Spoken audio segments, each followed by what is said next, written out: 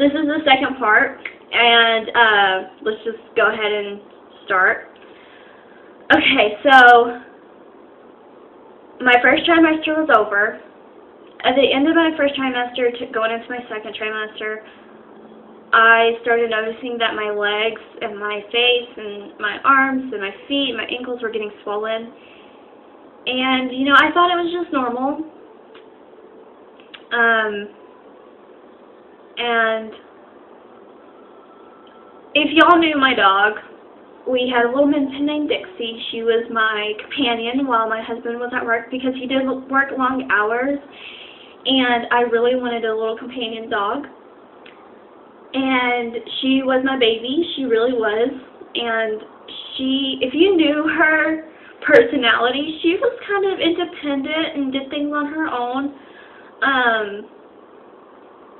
And I started noticing that she was getting really super clingy to me. Like, she hated that I went outside by myself. She hated that I would even leave her in the house by herself. Like, she would go insane.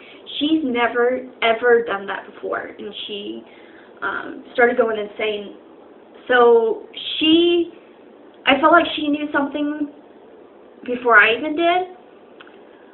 I started noticing that I was having a hard time breathing, and I was getting headaches, and I was just in pain all the time, and I started like feeling like I was going to pass out and feel weak. So luckily I had a doctor's appointment that next day, and everybody in my family and Colton, my husband's side of the family, started noticing that something's going on. There's something wrong. And at this time, I had midwives, and you have to meet a doctor just in case if you have to have an emergency cesarean or C-section or whatever you want to call it. So I met a doctor instead of my midwife this time. And, you know, at the first I had to go get my blood drawn and all that good jazz to see what the heck was going on. So my nurse called me back, and my husband, he made it to pretty much every appointment. But we traveled from Texas to Oklahoma, so we traveled once a month, you know, all that good stuff. So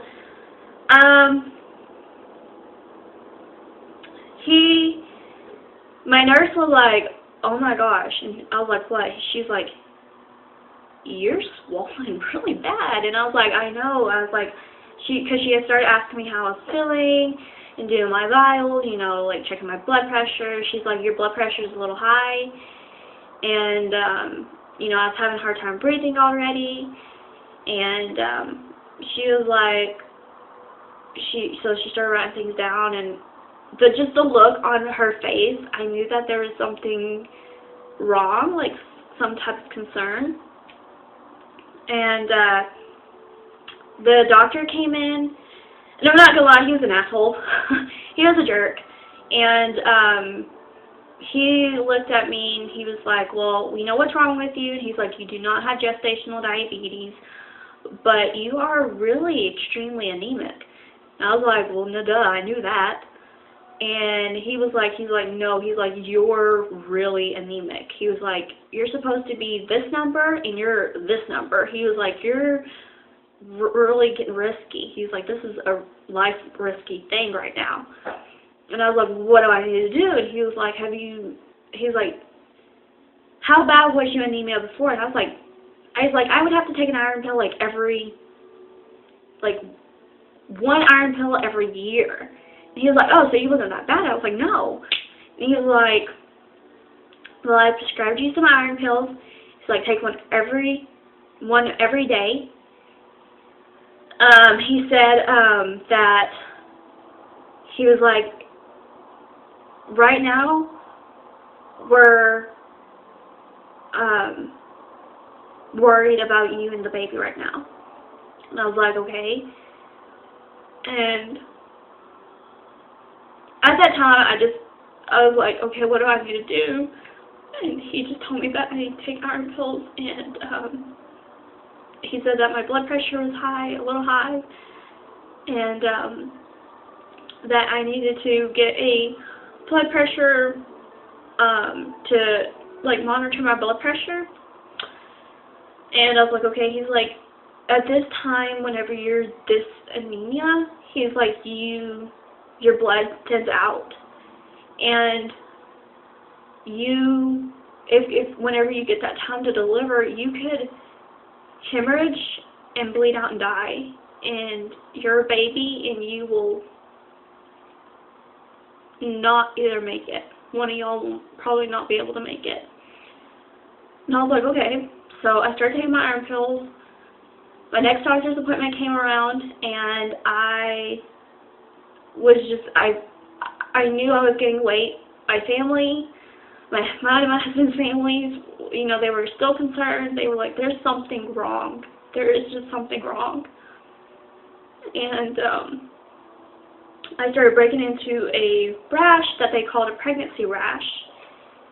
And, you know, I was itching, I couldn't sleep, I was just miserable. And my doctor's appointment, my nurse called me, and she looked at me.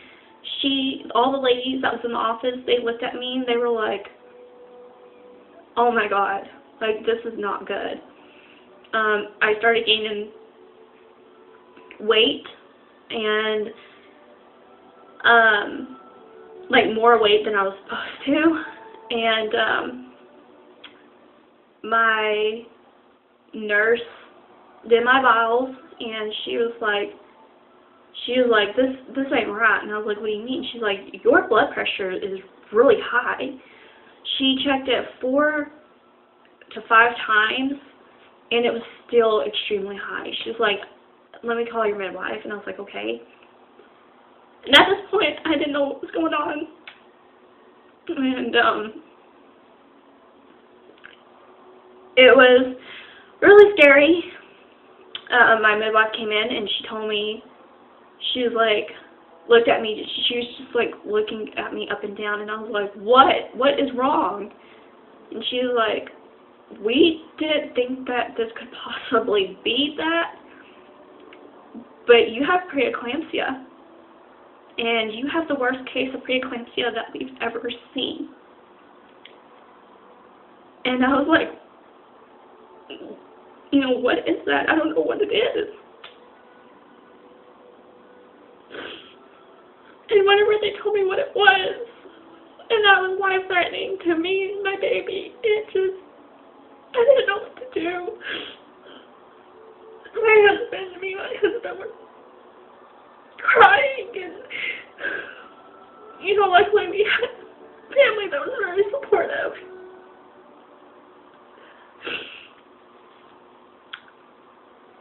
They said, and there was really not a cure for preeclampsia, and they pretty much told me that, you know, preeclampsia is life-threatening, and I'm actually going to read some information about it. It says, preeclampsia is a serious condition that affects about 5% of pregnant women that typically starts after 20 weeks of pregnant. Elevated blood pressure is the primary symptom, but there may be others such as protein in the urine, liver or kidney, abnormal, like abdomen pain, headaches, or vision changes. The conditions most commonly show up after you've reached 37 weeks, but it can develop any time in the second half of pregnancy, including during labor or even after delivery. It is possible to have symptoms of preeclampsia before 20 weeks, but only in rare cases such as molar pregnancy. Hang on, let me see where I'm at right here. Okay, I'm going to have to go to the second part, or the third part, so I'll see you in the third part. Bye.